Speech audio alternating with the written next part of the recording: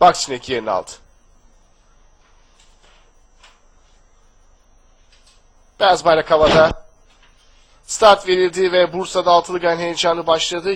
8 numaralı Yıldır ve 9 numaralı Evriye rakiplerinden 3 boy sonra koşuya başladılar. Bu isimlere göre çok iyi bir çıkış yapan 4 numaralı Make Me Smile ise Binners ile öne düştü. Koşuya tempo vermeye başladı. İkinciliğe dışarıdan yaptığı ataklarla 2 numaralı Golden Compass sokuluyor.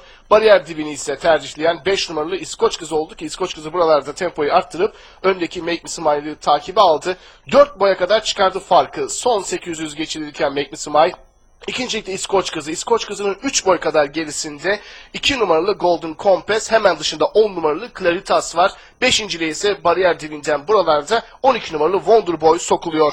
Son düzlüğe yaklaşılırken Make Me Smile koşunun lideri fark 3-4 boy kadar. Geriden İskoç Kızı'nın en dış kulvardan History'nin ortalardan 2 numaralı Golden Compass ve 10 numaralı Claritas'ın atakları var. Bariyer dibinden de 12 numaralı Wonder Boy gelmeye çalışıyor. Şimdi Wonder Boy buralarda geldi. En iç kulvardan gelen Wonder Boy rakiplerini bastırdı. En dış kulvardan 1 numaralı Bellamy'nin de çabaları var ancak Wonder Boy son metrelerde farkı 2 boya kadar çıkartıyor. Dış kulvardan Bellamy'e koptu geliyor. Son metreler Bellamy'e geliyor. Rakibini yakalıyor değerli izleyenler.